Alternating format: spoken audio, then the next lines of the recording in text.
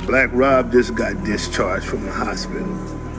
Not saying, the way the world tends to it and cares is it's overwhelming. As far as, all of our people up at Bad Boy, nobody reached out to me one time. Because all it takes is a press of the button, Department of Corrections, you know my name, you know my birthday. Y'all took me off of that, so I'm supposed to get these meds and shit. Took me off the insurance, okay?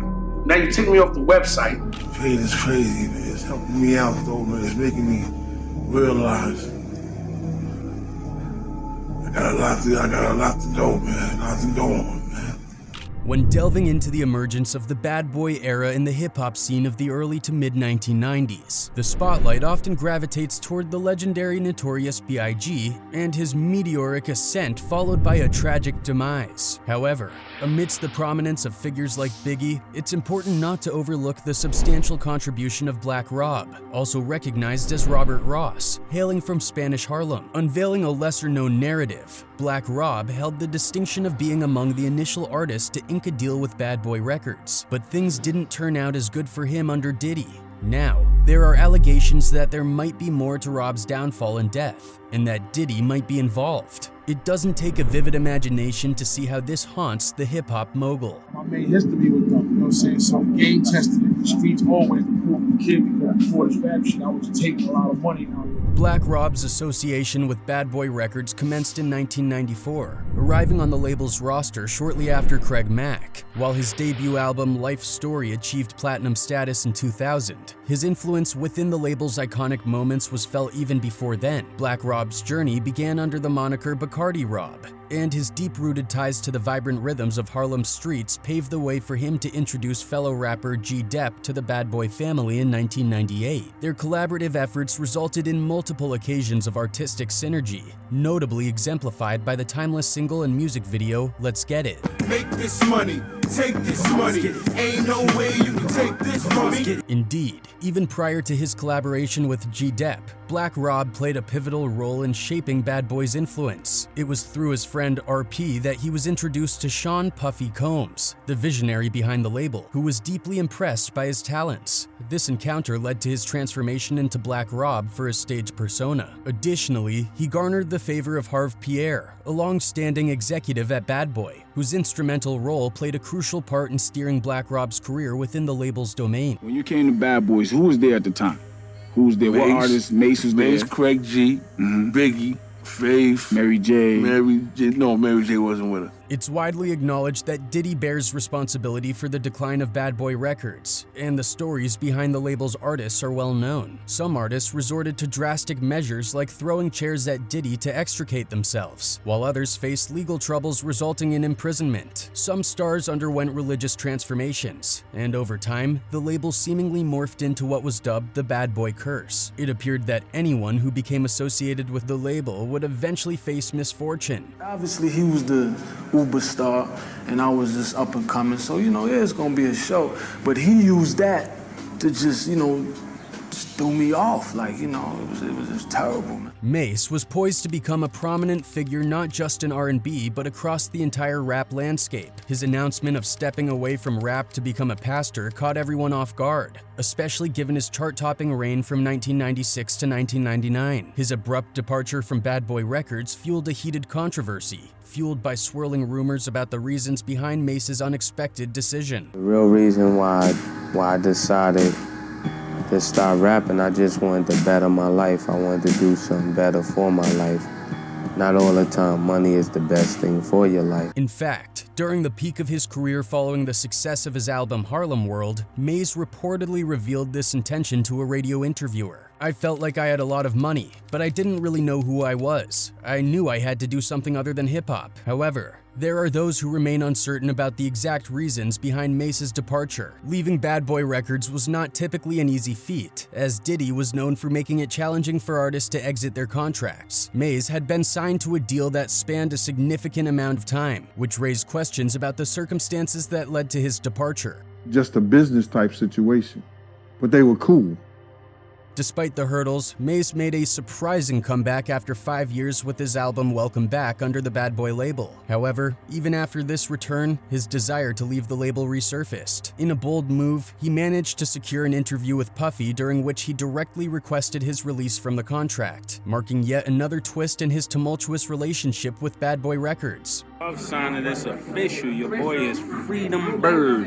In 2016, Maze made a comeback during a Bad Boy Records tour and took the opportunity to openly criticize his former boss. Adding to the drama, he went live on Instagram to provide his side of the story and shed light on the circumstances surrounding the incident. This public airing of grievances marked a significant moment in the ongoing saga between Mace and Bad Boy Records. When I see the hurt and the pains of other people on Bad Boy, that motivates me to say something so I don't be deemed as a person who just made a bunch of money and turned a blind eye. Despite a seemingly heartwarming speech delivered by Diddy at the Grammys, the tensions between Mace and him remain unsolved. Mace continued to criticize Diddy, indicating the underlying issues were far from being resolved. The conflicting dynamics between the two persisted, leaving their relationship in a state of perpetual unease. Diddy said, "Truth be told, hip-hop has never been respected by the Grammys. Black music has never been respected by the Grammys to the point that it should be." Mace publicly voiced his dissatisfaction with Diddy's comments and his treatment within Bad Boy Records through a deleted Instagram post. He also revealed during an interview that despite his significant contributions to the label's hit songs, he had not received fair compensation. This highlighted the strained relationship between Mace and the label.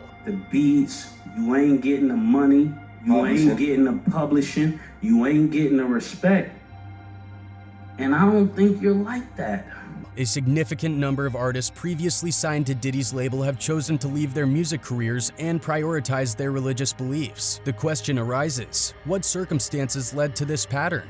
What did they witness or experience that prompted such a shift in their priorities? You ever notice how a lot of ex-Bad Boy artists run to some sort of religion afterwards? Craig Mack was the inaugural artist to launch music under Bad Boy Records, initially showing promise in his career trajectory. However, his success took a nosedive, leading some to argue that his fate was predetermined. The emergence of the Notorious B.I.G. is often pinpointed as a pivotal moment that shifted Diddy's focus, though the exact reasons remain unknown. There are claims that due to this, Diddy attempted to harm Craig, although the details and motives behind such allegations remain shrouded in mystery. I gotta be an idiot and sit here and do all this stuff for everybody, and I'm not gonna see anything from it. Craig Mack faced criticism for his physical appearance and endured ugly jokes in the hip-hop scene. Allegations suggest that Diddy's focus on the Notorious B.I.G. contributed to Mack's struggles, and Mack's success may have led to strained relations with Diddy. Puff didn't like him for whatever reason he didn't. He told Craig, yo, if you don't fire your manager, you can't work for Bad Boy. Adding to the complexity, it's rumored that the Notorious B.I.G. had reservations about collaborating with Craig Mack. Is Craig on the album? Matt? Yeah. Nah. You can't curse? Yeah, you can curse. I don't with that. Further complicating their working relationship. The exact details of their discord were never publicly confirmed, leaving room for speculation and theories to circulate about the reasons behind the strained relationship between Biggie and Craig Mack. Craig Mack and Biggie Smalls are from two different type of eras. Indeed, Craig Mack's resistance to Diddy's approach to the music industry, along with his disapproval of certain aspects of Diddy's lifestyle, played a role in their strained relationship. Mack's departure from Bad Boy Records and his claim that someone was attempting to harm him further added to the intrigue surrounding his career and the circumstances he faced. He said, "I caught a couple of threats, a couple of passers-by in the streets." Following his departure from the music industry, Craig Mack chose to embrace his religious beliefs and became involved with the Overcomer ministry. What is your name, sir? My name is Craig Mack. And what did you used to do when you was in the world? Wickedness. Oh, okay. And what are you doing now? Righteousness. Whoa, hallelujah. Another Bad Boys gem, Shine's experience was no less than a hell. In late December 1999, a gathering in New York City took a dark turn when a nightclub shooting occurred, resulting in serious injuries to 3 individuals. Sean Combs, Jennifer Lopez, and Shine were all involved in this incident, which placed them in a difficult and uncertain position. The weapon allegedly was found in a car in which Combs, actress-singer Jennifer Lopez, and 2 others were riding. 2 different narratives have emerged regarding the events of that night. According to one account, a group of men approached Diddy in the VIP area of the club and playfully tossed a bag of money at him. The other version suggests that Diddy accidentally bumped into a club goer holding a champagne bottle, causing it to fall. These conflicting stories quickly gained media attention and became the subject of widespread coverage. In New York, witnesses have begun taking the stand in the trial of rap star Sean "Puffy" Combs. In the chaos that followed, the blame seemed to fall on Shine. He reportedly fired a gun into the air, prompting a panic and leading to the evacuation of the club. This incident also left 3 individuals injured, adding to the confusion and controversy surrounding the events of that night. When I hit the kid that tried to shoot me, that's when the security from the club went and, tried to grab me, and that's when the ratchet went off into the air. While the attempted murder charge against Shine was dropped, he still faced legal consequences. He was convicted of assault and firearm possession, resulting in a harsh 10-year prison sentence. This period of incarceration was undoubtedly a challenging and difficult time for Shine. So for a human being to be animalized for 10 years,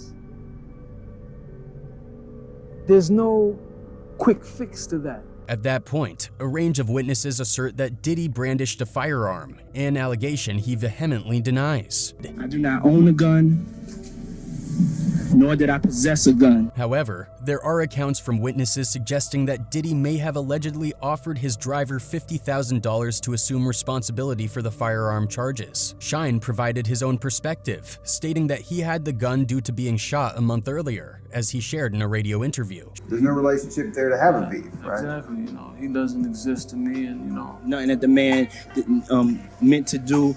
He was acting in self-defense. He didn't deserve 10 years. Shine asserted that having a gun with him that night potentially averted a more disastrous outcome. However, this incident irreparably damaged Shine's relationship with Diddy. Ultimately, Shine served nearly 9 years in prison for charges including assault, weapon possession, and reckless endangerment. He later claimed that he took the fall to protect Diddy, but his bodyguard Gene Deal later revealed the truth. Those people were testifying, they were brought to Puff first, saying that what they saw against Shine, what they saw Shine do.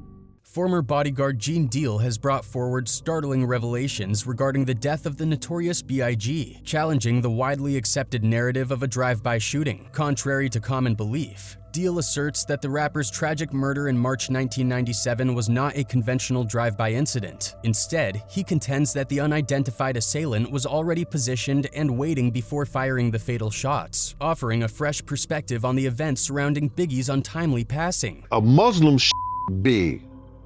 And I said to Paul, with the blue suit, white shirt, blue bow tie, he said, "Gene, how you know?" I said, "That walked up to Puff car first." Nothing different happened with Black Rob, too. His music career was enormous, collaborating with the Lox on the track Can I Live. Black Rob showcased his skill in standing shoulder to shoulder with some of New York's most prominent and influential figures in the music scene. No one man can stop me. Can I live? No front line can block me. Can I live? Additionally, his presence on the iconic cover of Puff Daddy's debut album, No Way Out, and his contribution to the track I Love You Baby further solidified his imprint on the music and cultural landscape. Across the street, she said, yeah, they from over on Mayfair.